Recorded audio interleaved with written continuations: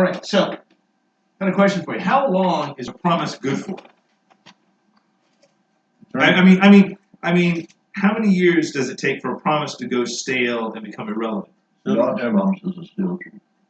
Shouldn't ever. Some people think that promises are old within seconds of being made. In politics, it's assumed that promises made on the campaign trail are not supposed to be kept. That's right. In fact, they chastise our current president for being silly enough to try to keep the promises that he made. In our society today, many believe that the promises made by the founding fathers in our Constitution of what government can't do to us, the citizen, is an old document and that those promises aren't relevant in a modern society. The Constitution is a 230-year-old promise, basically being kept by the honor system, that those elected swear to keep that promise. My point being is that the Constitution is an outdated promise and unworthy of being kept simply because of its age. I think it's even more so. I think it's more important to keep the older promise than a new one. And the thing is that they've all sworn to uphold it and protect it. And they don't. They're trying to get rid of it. You know, that's just something you say. Yeah. But that's a good point. They are making a promise, an oath, a promise right there. Now, what's the difference between a promise and an oath? No, oath should be. What's the difference between a promise and an oath? Oath is stronger than a promise, I would think, because you include God in it. That's what I'm saying. And remember what we were talking about earlier in prayer requests, that when you plant God into something. Remember, the friendship between David and Jonathan is the most strong friendship in the Bible. Why is that? Because they put God in that friendship. Our marriage, your blessed kitchen, the house, all of these things. When you put God into it, it's stronger than just us. You know, they stopped saying, when you go into court and put your right hand on the Bible, raise your left hand. They don't say in God. So help you God is all. Yeah, so help you God. He promised to tell the whole truth and nothing but the truth. So help you God. They don't even say the so help you God anymore. They're trying to get rid of that. Right. And I understand from a secular point of view. I also understand from if someone doesn't view God as an authority, then what difference does it make? So in that case, it's just a promise. Like you said, the difference between an oath and a promise is when you put God into a promise situation, put that into the batter and bake it, that's an oath. But and that's what makes one stronger than the other. Now, what if you forget a promise? Is it still valid? Let's say that we made a promise over 500 years ago and have forgotten about it. Are we still honor bound to keep it? Now, obviously, I can't make a 500-year-old promise. Right? Me personally, and Dan, you're getting up there where 490 years of a promise. But the point is, 500 years predates our own government constitution. So something that goes beyond that, something that would go back to, Columbus. If the people that came over here, the Pilgrims, they said that we want to make a new nation or settlement based on principles of God. Does that promise still hold water today? Sure. We're about to celebrate Thanksgiving, which is about that thing. Who are they giving thanks to? They're giving thanks to God, right? For hearing them and fulfilling the promise of what they wanted. By the way, Santa Claus is already sitting at the Northwoods Mall. We went straight from Halloween to Christmas and just skip all over Thanksgiving, which I think is a very important situation. Ironically, I saw something on the news. I don't remember what channel or anything. These people got fined by their homeowners association for putting up their Christmas decorations before Thanksgiving. So then the announcers were like, okay, well, what does this mean? Since we're already doing the sales, we're already doing everything else. So just what is too early to decorate for Christmas? Once again, an HOA is a signed contract, which is another version of an oath or a promise. But anyway, so let's go back to the 500-year-old promise. Let's go with that. I didn't make it. You didn't make it, but our ancestors did. Are we held responsible for the promises made by those that came before us? Now, I know from studying the Bible that God does keep his promises. In fact, the title of today's lesson is Promises Past and Future. His recollection goes back to the beginning of time. So any promise that he made at the moment of creation still holds validity. His promises never go stale. That's why whenever a rainstorm is over with, you see a rainbow. That's him keeping an oath between himself and himself, basically. But that's funny looking rainbow. No, but he did a promise to humankind. Yeah, well, he promised the earth he wouldn't do it. That's an oath. That's a promise between him and the earth that he's not going to put it through that again. That's why I have such confidence that Jesus is going to return. Why? Because God said so. God promised it. So I have confidence that it's going to happen. You can lose faith all you want. You can develop a society. You can be modern. You can ignore God if you choose to. But he keeps his promises, especially the ones that we forget about. One example is Shemitah. You know, that's the one, Pastor, where he says that every seventh year you're not supposed to do anything with the land. And if you do, then you're going to have a punishment every 7 years. Well, the economists of today say, no, the economics go on a 7-year cycle. We don't know why. Well, that's who's running the country. It's a forgotten promise that's being kept by God. Well, they're saying you're talking about they want flooding. That's one of the main things in climate change. The earth is going to be flooded. Yeah. Well, it can't be. That's not going to happen. God promised it won't. Now, these people don't read the Bible. We're going to be in 2 Samuel 21, so you guys can go ahead and start turning to it. Today's lesson contains two promises, both of them supposedly forgotten about and very, very old. Imagine if you're just doing your daily routine and a punishment from God begins and you don't know why. You've transgressed on you've trampled on some sort of promise that someone in your ancestry made, and all of a sudden you're having to deal with the repercussions of it. And you don't know what the promise is. You don't know what you did wrong. It's an old promise that's been broken. And what's worth, David is the one who broke the promise. Okay, so David is undergoing a punishment. Israel is undergoing a punishment because of something that the previous administration had done. It had nothing to do with David. So, sweetheart, if you read 2 Samuel 21, just the first verse, please. During the reign of David, there was a famine for 3 successive years. So David sought the face of the Lord. The Lord said, "It is on account of Saul and his blood-stained house. It is because he put the Gibeonites to death." Okay. I'm going to need you, by the way, to start looking up. I need you to look up in Joshua 9, please. All right, so who? The Gibeonites. Who are these guys? Now, by the way, I want to point out to you something very, very important here. When you're undergoing a punishment, you don't understand where it's coming from. Probably from God. I mean, a famine that's controlled by God. David knows where to go to. He goes right to the source. He prays to God immediately and says, what's going on here? And then God hears his prayer request or his request for information and gives it to him and explains it to him. Now, I'm going to try to explain exactly what's going on here because David's going to know something that we don't right now. All right. The Gibeonites, who are they? And what happened to them? What's all of a sudden, what's this? 3 years of famine is a pretty severe punishment for someone I'd never heard about. What was the problem? So, apparently in his zeal for conquest, when he was pursuing David and all that stuff, King Saul, previous administration, had slaughtered a high percentage of the Gibeonites. Now, this area was located inside the Benjamin tribal area. All right, so we know where that is. You got Judah and the little Benjamin tribe up here. And that's also Saul's tribe. It was a fertile land with springs and pools. In fact, remember when David and Absalom's generals met together and they had 10 pairs of guys go out there and see who could, and it ended up being a draw. Remember, they grabbed the beers and stabbed each at the same time. That was by the pool of Gibeon. So that gives you the location, right? So that's an area. And the people who live there are Gibeonites. Yes, but what's so bad about Saul killing some old Gibeonites? I mean, what's the problem? I'm sure Saul killed lots of people. What makes these guys so important? There's a promise involved. Well, you got to go back 500 years, back to the book of Joshua, to see what the big deal is. Now, in Joshua 9, there's a detailed account of a story called, quote, the Gibeonite deception. Now, we've covered this. Sound like a Star Trek movie. This is the story. This is the story where the Israelites were conquering lands. They conquered Jericho and Ai and a couple of other towns. There were still the building flames you can still see on the horizon.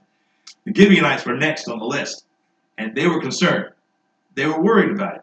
So what they did is they packed up an envoy of people to go meet Israel but they put them in old clothes and old sandals and stale and moldy bread and wineskins that were cracked and old or whatever. And the whole point was that they said that, look, we've come from far. We're not next door or anything. We've come here from a long distance off, right? And we'd like to make a treaty with you. And they're like, well, how do we know that you're not a next door neighbor trying to trick us? And they're like, well, you can check out all you want. I mean, look, here's the bread. It was fresh when we left. Here's our wineskins. They were new. And here, look at them sandals, how wore out our shoes are. And so, sweetheart, if you would read, continuing with this, verses 12 through 19.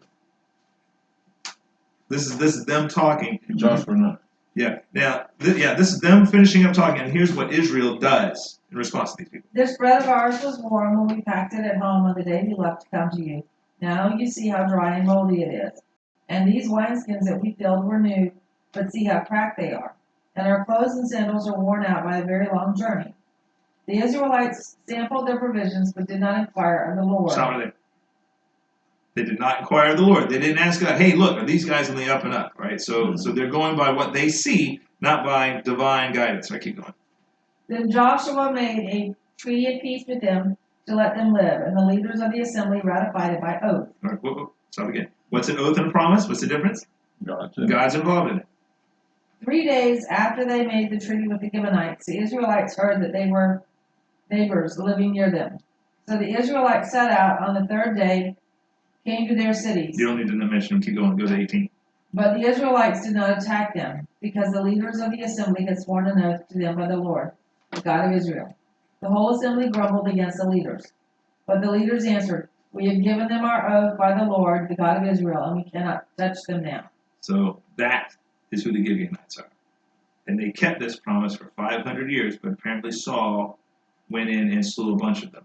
And so God, because first of all, they got into this problem because they didn't ask God in the first place. But once they put God into it, it's a binding promise, because it's not just going to reflect on Israel, it's going to reflect on God. Now, Saul has never been one to ask God for anything before he did anything. Remember that. I mean, he didn't ask God for guidance before he threw spears or any of that sort of nonsense. So, if he had, a name might have been better. Yeah. So they can't touch these people because they had sworn an oath. Now you fast forward 500 years or so, Saul has slaughtered some of these people. And Saul was notorious about not only just not asking, but not caring what God thought. God told him, look, I've picked another guy to replace you, and Saul didn't care. Saul tried to stay king. So now that Israel is at peace from 2 civil wars now, all right, so you've had Saul go through with David, and now you've had David go through with Absalom. So now finally there's a peace settling. God's got to bring everything up to fresh account now that there's no wars going on. And so God is punishing this breach of contract. But how can you fix this? I mean, the promise has been broken. The oath has been broken. The people are dead. You can't restore those people. How is David to remedy this tragedy? Dad, read verses 2 through 9, please, in 2 Samuel 21. 2 through 9. Yes, sir.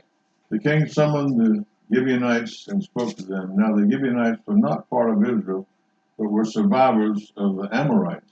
The Israelites had sworn to spare them, but Saul in his zeal for Israel and Judah had tried to annihilate them. David asked the Gibeonites, what shall I do for you?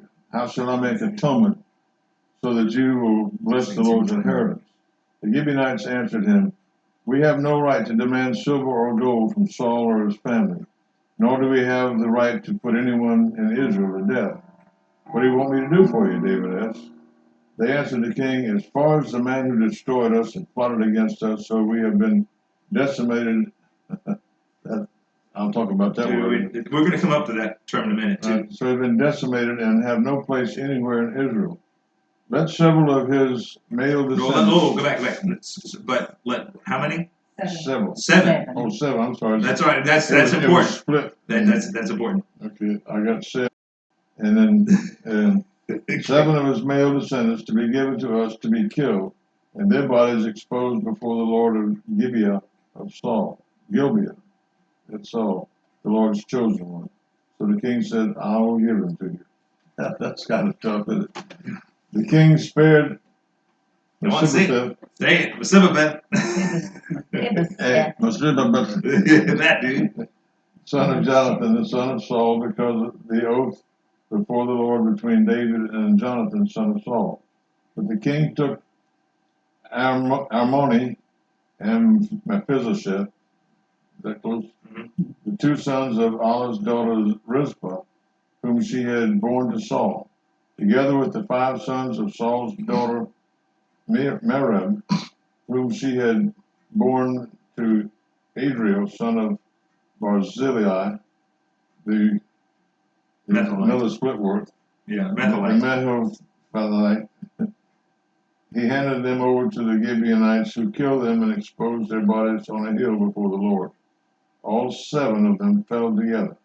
They were put to death during the first days of the harvest, just as the barley harvest was beginning. So that puts it as a time frame. It's right around fall, the late fall. So he asked them what to do. He asked them, what do you want me to do? He's seeking. He didn't ask God, but he brought the Gibeonites in and said, how can I fix this? And he asked them that twice. He didn't just ask them once, and he said, what can I do for you? What do you want? Because, and the Gibeonites, I don't know if they realize how much power they held in their hands, because whatever they asked for, God's going to mandate it, because there was no clause in here, if you break this oath, then this and this and this. Mm-hmm. So the Gibeonites are in full control over you. They can say, well, we want your head, David. You see what I'm saying? Anything. But what they want is that they want the man who caused this decimation to us. We want some recompense. Now, they can't get anything from Saul. He's dead. And David is also caught in a situation because he's made an oath to Jonathan. So he spares Mephibosheth, but he's got 7 other male members of Saul's family that he can take their reaction. Well, look, this is another time when David has gone against his own country. Yeah, that's true. I mean, these people are not part of Israel. I said that very clearly. But he's sacrificing some Israelites to these people on the surface. If you don't have God in the equation, you're like, what kind of a monster leader is this guy? Think about it. If our president surrendered 7 of our citizens to make up for a promise that was 500 years old in France. Worse than that, Pete, selected you. Yeah, in my family. It's good, would cause an uprising, I would think. Yeah. But you got to understand, 7 people to pay back for what Saul had done. He obviously killed more than 7. Yeah. Right? So that's a small atonement, but it's also to stop the famine that's going through the entire land. So, I mean, you got to... Stop the famine? There's a famine going into the land for 3 years. And this is going to stop that. But I just came in. Yeah. So, anyway, and once again, you said several, and I had to correct you on that. You know how big God is on the number 7. And he gives them, hands them over to replay blood for blood. And they ask for it, and God, and David agrees. They executed the 7 males and left their bodies exposed, unburied, on a hillside just before harvest time. Now, there's one female sibling of those that are executed, and she feels that she's got a responsibility after the fact. Mom, can you read 10 through 14? Rizpah, daughter of Ai, took sackcloth and spread it out for herself on a rock. From the beginning of the harvest till the rain poured down from the heavens on the bodies, she did not let the birds of the air touch them by day, or the wild animals by night. When David was told what Ai's daughter Rizpah, Saul's concubine, had done, he went and took the bones of Saul and his son Jonathan from the citizens of Jabesh Gilead. They had taken them secretly from the public square at Bethshan, where the Philistines had hung them after they struck Saul down on Gilboa. David brought the bones of Saul and his son Jonathan from there, and the bones of those who had been killed and exposed were gathered up. They buried the bones of Saul and his son Jonathan in the tomb of Saul's father Kish at Zillah in Benjamin, and did everything the king commanded. After that, God answered prayer in behalf of the land. Okay, now that last line is very important. So we're going to see that one again. Yeah, once it's all settled and done, it's settled in account as far as God is concerned, and he stops the famine. He hears the prayers, and he blesses the land again. Anyway, so this woman went out and she kept the birds away during the day. She was a concubine. That's all. It said that That's what she it said. was daughter of Isaiah.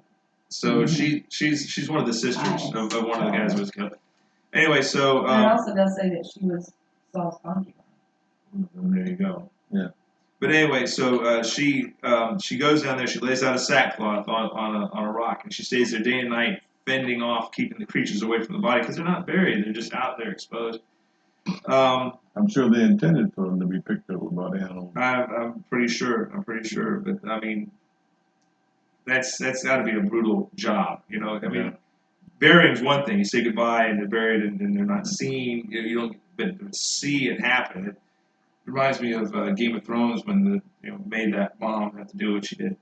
Anyway, so David hears about this woman. So they were the sons of this woman. Some of them were. Is that what it said? I have not done the family tree on this one. I'm just saying it just says Rizpah, daughter of Isaiah. Now, when you go back to the people, Well, never mind. That's no importance. no, so 5 sons of Saul's daughter Miriam. So I don't know. She's just a relative.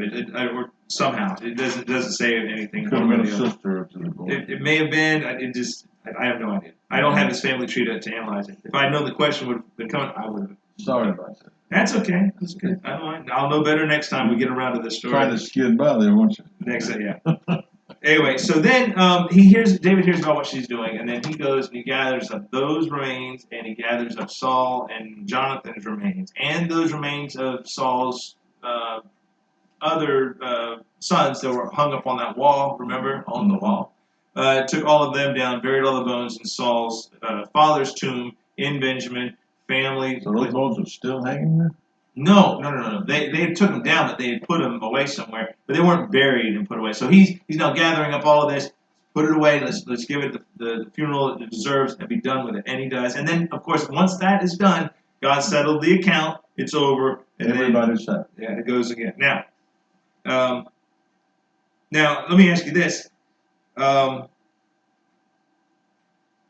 Notice that at that point, God answered the prayers of the land. That's like I said at the very end. Then God answered the prayers of the land, meaning that the famine ended.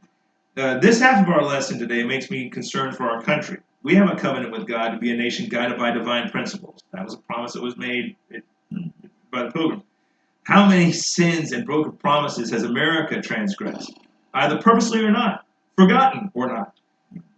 What will our recompense be for what we have done? And if a famine were to hit us today, would we turn to God or would we just blame it on climate change? Think about that. We wouldn't even have the bulk of the country to turn to God and ask for Him to stop it. We just say, well, we're just evil humans and we deserve this. I'm worried about that. But they say that there is a revival getting. I'm looking at the sweep coming up. I'm just saying if we kept in this downward trend, which we're not going to, but if we kept in the downward trend, we wouldn't even turn to God. We just blame it on climate change. Now we shift gears to another punishment against Israel, and this one based on something David does. So now we're going. You said you're going to talk about decimated. Yeah, we're getting to that. Hold on. All right, so now we're skipping several chapters. 2 Samuel 24 is where we're going. So we're skipping through all of those songs and all that stuff. We're going to 2 Samuel 24, and Pastor, if you wouldn't mind reading verses 1 through 10 and get us started. Excuse me. Again, the anger of the Lord burned against Israel, and he incited David against them, saying, "Go and take a census of Israel and Judah." So the king said to Joab and the army commanders with him, "Go throughout the tribes of Israel from Dan to Beersheba, and enroll the fighting men, so that I may know how many there are." But Joab replied to the king, "May the Lord your God multiply the troops 100 times over, and may the eyes of my lord the king see it. But why does my lord the king want to do such a thing?" The king's word, however, overruled Joab and the army commanders, so they left the presence of the king to enroll the fighting men of Israel. The trap. Yeah, basically. After crossing the Jordan, they camped near Aroer, south of the town in the gorge, and then went through Gad and on to Jezer. They went to Gilead and the region of of Don't worry about it, Pastor. and on to Dan, I say that, and on to Dan, Jan, and around towards Sidon. Then they went towards the fortress of Tyre, and all the towns of the Hivites and Canaanites. Finally, they went on to Beersheba in the Negev of Judah. After they had gone through the entire land, they came back to Jerusalem at the end of 9 months and 20 days. Joab reported the number of the fighting men to the king. In Israel there were 800,000 able-bodied men who could handle a sword, and in Judah 500,000. David was conscience-stricken after he had counted the fighting men, and he said to the Lord, I have sinned greatly in what I have done. Now, O Lord, I beg you, take away the guilt of your servant. I have done a very foolish thing. All right, so once again, I want to point out to you that First and Second Chronicles mirrors a lot of what we're covering here in First and Second Samuel. So when we get to those books, I'm probably going to skip over those because we've already gone through the accounts. But I will say that in First Chronicles, the detail at the very beginning of the story says that Satan provoked David to take this census. That spurred God's anger against Israel. Now, the question is, what's so wrong about this? The United States takes a census every 10 years. In fact, the Ancestry.com deals with a lot of the records on all that back to the census. So what's the problem here? In fact, in Numbers, back in the day when they were crossing the Jordan at the very beginning, Moses and all of them, it specifically, God requires them to take a census. Yeah. So the question becomes, what is the problem with this? Why is this angering God now versus what has been done before? And the difference is pretty important. During the time of Joshua, when they were instructed to give a draft or a census, it was during times of war. They had to muster all the men to do the war. This is in peacetime. There's no need to know this number. There's no need for a census. You only need to rally people around when there's a fight. And it comes out to be a huge number, 1.3 million able-bodied men. It took them 9 months, almost 10 months, to go all the way through Israel. So it's a very thorough accounting. But the problem with it is the timing. It's a time of peace. You don't need to know. And this is something that David wanted to do. This isn't something that God divined him to do. This is something that David wanted to do. I want, how strong is my kingdom in case I need it or whatever. He didn't ask God for this. That is important. It is important. It is important. But only if there's a threat on the horizon. Right now it's peace and there aren't really any threats. The Philistines, we skipped over it, but the Philistines were destroyed by David in an earlier chapter. So there's no real problems now. God has given them the land. They're at peace. There's no reason doing a draft. Think about that. How would the American populace respond if we did a draft in peacetime? They don't like it when we're doing it when we're in war. Up until you were born, it was required. Every 2 years of service. Yeah. Every man had to serve some time in the army or the armed forces. That's why I went to Korea for 2 years. In Israel, that's how it is. In Israel, they always have to do it too. Male and female, they go through the military. They do that today? Yes. Yeah. Yes. You still have to? Israelites do. Not Americans, Israelites. And they will continue to do Are you talking about Israel? Yeah, not Israel. America. Okay, I was going to say. Yeah, I had a friend, Ruth, who was an Israeli soldier. But it's only good sense to be prepared. You know, we not only have an army during peacetime, we keep training them, you know. Once again though, you're thinking about the way of the world, and I will suggest you right now the way that God acts and the way the world acts are two totally different things. And so God does not want you to have this number. God wanted David to depend on God. Exactly. Right. And so now if David is certain to break ranks with that, it's like, well, I want to know how strong my kingdom is. Rather than letting God give them all the victories. If he only had 2 men out there. And God, exactly. Well, shoot, he went out there with 5 stones, and look what happened to him. You know, with God on. So David should know better. But anyway, a kingly duty. He feels like everybody else is doing it. All the other countries are taking a census. I ought to do it too. That's why we got a king in the first place. So he does, and so he realizes that he's done something wrong. And this is another process. You know, you've got to acknowledge your sin. And now he went to the Lord. He said, "Now, Lord, I beg you, take away the guilt of your servant." He's asking for forgiveness. and acknowledgement that I've done a very foolish thing. So now we've got to see how can David redress it. Now remember, when we were talking the earlier promise that was broken, he went to the Gibeonites and asked them what to do. So now this is not between him and the Gibeonites, this is between him and God. So God's going to have to give him the response. Sweetheart, 11 through 13. Before David got up the next morning, the word of the Lord had come to Gad the prophet, David's seer. Go and tell David, this is what the Lord says. I am giving you 3 options. Choose one of them for me to carry out against you. So Gad went to David and said to him, shall there come on to you 3 years of famine in your land, or 3 years of fleeing from your enemies? Or 3 what? Or 3 what? 3 months of fleeing from your enemies while they pursue you, or 3 days of plague in your land. Now then, think it over and decide how I should answer the one who sent me. Okay, so David has 3 choices. Right? 3 years of famine, 3 months of fleeing from your enemies, or 3 days of plague. And if you take these, you can boil them down to 3 different categories: nature, people, or me, or illness, plague. Notice something here. God commands all of these possibilities. He controls the climate, as much as we try to, in our society, say otherwise. He controls the enemies when he wants to punish. And in fact, he used the Philistines a lot in fact, he said, I'm going to leave the Philistines here to test you all the time. And he also controls bacteria and viruses. As small and as unseen as they are. In fact, in this day, they don't even understand that. It's just a plague. But God controls health. God controls all of these things. And I know it sounds silly for us to be surprised by that. Of course he does. But a lot of people don't understand that. A lot of people give a lot of these things to luck or fate or bad luck or whatever. And ask Dan or Peggy or me about it. It's controlling your health. Yes. Yes. And so, anyway, so he's the only one that can provide such a wide swath of punishments. God's the only one that can give you that sort of choice. Now, which one would you choose?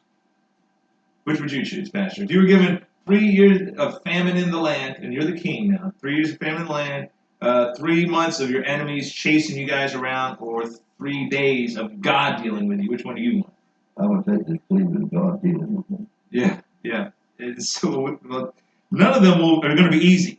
All right, it's not like just because it's 3 days, it's going to be any easier. The famine isn't like a cold, a head cold. It's going to be devastating. Oh, yeah. And don't think that just because you took the census and you know how strong your army is, all right, that 3 months of your enemies, because you got to understand that God was behind all those victories before, and he is not going to be on your side on this time, all right? That's not going to be a good thing, right? So don't rely on yourself. Don't rely on your military. You're going to have to understand that this is going to be a punishment. You wait till your daddy gets home kind of thing. And so David has to think about it. And punishments are supposed to be painful. There's not going to be an easy way out of this. They're all 3 bad. So let's hear how he chooses wisely. 14 through 17, Dad. 14 through 17. David said again, I am in deep distress. Let us fall into the hands of the Lord, for his mercy is great. But do not tell me to fall into human hands. So the Lord sent a plague on Israel from that morning until the end of the time designated, and 70,000 of the people from Dan to Beersheba died. When the angel stretched out his hand to destroy Jerusalem, the Lord relented concerning the disaster and said to the angel who was afflicting the people, enough, withdraw your hand. The angel of the Lord was then at the threshing floor of Araunah the Jebusite. And David saw the angel who was striking down the people. He said to the Lord, I have sinned. I, the shepherd, have done wrong. These are but sheep. What have they done? Let your hand fall on me and my family. 70,000 dead in 3 days. In 2003, there was a heat wave rolling across Europe. And from June to August, in 9 European countries, you add them all up, 70,000 people died due to heat-related illnesses. I tried to find a similar disastrous toll on a 3-day interval, and I just could not find it. You also need to keep in mind that the high death toll was a heavy percentage of the population at that time. I remember just it found 1.3 million able-bodied men, right? So now you've got 70,000. That is half of a decimation, all right? 10%, but not quite 10%. And it would have probably been more than that had God not stopped the angel of death. And once again, David and God share the same sort of heart. Remember this. He had faith that God would be a merciful God. And God did. He said, whoa, stop, to the angel. And the angel was right there at the threshing floor. Now, that would be, by the way, the loss of life here, that would be like the U.S. losing 3.5 million people in 3 days. David feels responsible, and he should. Those people are dying because of something he did. How would we react if our president was responsible for 3.5 million deaths of American citizens in 3 days? And we knew that that was his choice. He might be impeached for that. I shudder to think what they did. But I want to focus on where the plague stopped. Okay. God looked down and he saw the devastation, and he didn't call it off, but he did a halt to it. He said, stop, hold on, withdraw your hand. And David was right. God is merciful. And I want to read the description of this. And once again, it's mirrored in 1 Chronicles. I'm going to read this. So the Lord sent a plague on Israel, and 70,000 men of Israel fell dead. And God sent an angel to destroy Jerusalem. But as the angel was doing so, the Lord saw it and relented concerning the disaster, and said to the angel who was destroying the people, enough, withdraw your hand. Unquote. The angel of the Lord was then standing at the threshing floor of Araniah the Jebusite. David looked up and saw the angel of the Lord standing between heaven and earth with a drawn sword in his hand extended over Jerusalem. Then David and the elders, clothed in sackcloth, fell face down. So God said, enough, hold it. And David seized the angel between heaven and earth right there with his sword raised up, ready to go. And the only thing stopping him, this angel of death from continuing on, is God's mercy. So, meaning that the plague was right there in front of David. He sees the wave. It's like me in the eclipse, what I wanted to see. I wanted to see the eclipse rolling up and then going on. David sees the plague on approach, and he sees it going on and Just stopping. like a wave coming. Yes. Now, I want you to pay close attention to what happens next. Have you ever been walking downtown or driving on a road around here and you see a historical marker sign? You know, they're those yellow or white signs that, sort of look like a curved out scroll, and they, historical mark. And usually behind them, if you're on the road, behind them is nothing but kudzu. I mean, there's nothing there. I mean, you can't see what the historical marker is representing. The ones by the, let's see here. But the sign is there to remind us of what has been eroded or erased from existence. It's to remind us of the fact that something important happened here sometime in the past. At Ground Zero in Hiroshima, for example, they've got a museum right there where inside the museum, at Ground Zero, the actual blast center, they've got a reconstruction of the Fat Man bomb. It's cut in half. You can see where all the mechanics were. And then it shows the blast radius. They have markers outside of the museum that says this was the incinerator point, this is the radiation point. It all goes back to that one point in the middle. They've got pictures, blast shields, casualty lists, fragments of the building. They still got a wall with a shadow of a person on it. Yes, inside the museum. At our own Ground Zero in New York, we've got a museum, don't we? For 9/11, complete with stairs that were crushed in the thing, with phone calls where you can hear the voice messages of people. And the cross that survived. And the cross that survived, and it's right there too. And a lot of people griped about that. A reenactment of the air-to-ground controller conversations, where they actually show on a radar the planes flying, and then you can hear the ground control calling for them, and then all of a sudden you hear the terrorists talking. And I mean, they've got all this stuff right there. You got letters. They got shoes, because that's all they found at Ground Zero, just a bunch of shoes. No feet in them or anything, just pulverized shoes. Where is it? At 9/11 in New York, Ground Zero. David has just witnessed God's angel bringing a death toll that had been unseen before. And he actually saw where the angel stopped. He has to do something to memorialize what happened here. Mom, 18 through 25.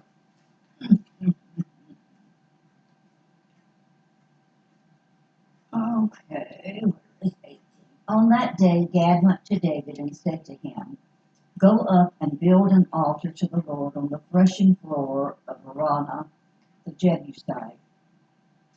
So David went up as the Lord had commanded through Gad. When Araunah, however, looked and saw the king and his men coming toward him, He went out and bowed down before the king with his face to the ground. Araunah said, "Why has my lord the king come to his servant?" "To buy your threshing floor," David answered, "so I can build an altar to the Lord, that the plague on the people may be stopped." Time out real quick. You see what he's saying? It's not to memorialize what's already happened. He's saying so the plague may be stopped. Because the angel still has the sword waiting for God's go for his it. hand. Exactly. And so, and David's about to look it up. All right, look, let me buy this thing for you. Keep going. Araunah said to David, "Let my lord the king take whatever pleases him and offer it up. Here are oxen for the burnt offering, and here are threshing sledges and ox yokes for the wood." "O king," Araunah gives all this to the king. Araunah also said to him, "May the Lord your God accept you." But the king replied to Araunah, "No, I insist on paying for it. I will not sacrifice to the Lord my God burnt offerings that cost me nothing." So David brought the threshing floor and the oxen and paid 50 shekels of silver for them. David built an altar to the Lord there and sacrificed burnt offerings and fellowship offerings. Then the Lord answered prayer in behalf of the land, and the plague on Israel was stopped. Same pattern as last time. You see now why these two promises are so bound. Once they've prayed and once they've taken care of and brought it to a zero balance account, God then hears their prayer and answers it. Why is this so important? This specific location has a bit of history associated with it. This is the spot where Solomon's temple is going to be built. Oh, wow. It is also supposedly where Jacob rested his head when he saw the stairway to heaven. Oh. It is also supposedly where Abraham bound his son Isaac in order to sacrifice him at God's command. Wow. This threshing floor is where the good grain is separated from the chaff in a process called winnowing. This is also what God does to us even today. It will expand on this. I'll expand on this location in future lessons when we get to the actual temple being built. But to suffice it to say that this is also the spot where Jesus is going to set foot when he returns to us. How do I know that? Because God keeps his promises, especially the ones that we ignore or forget about or aren't even aware of. God paused his punishment to give David time to pray for forgiveness. God heard and answered his prayers, and this is the second time that we've heard about that. Same pattern. He hasn't changed. He was consistent both of those, and he's consistent today. He hears our prayers today. There's so much going on here that I'm at a loss at how to properly explain it. But we need to pray for forgiveness as a nation. We need to recognize that our country is in trouble for broken promises to God. We need to know that God holds us just as accountable, both nationally and personally, for breaches of contract. How can we fix it? Well, look at the pattern. We need to seek out his guidance, his suggestion, his answer. We need to apply his guidance, and he'll hear us. When the temple is consecrated, all right, fast forward. At the consecration of the temple, God says to Solomon, quote, no, "If my people who are called by my name will humble themselves and pray and seek my face and turn from their wicked ways, then I will hear from heaven and forgive their sin and heal their land." This still applies to us because God doesn't change. He's told us over and over what to do and what we have made promises to do and so on. Promises that involve God never go stale and never irrelevant. Wow. Amen. You spoke bomb. Yes, sir. Before Macroft got fired, I received the article from and handed it from David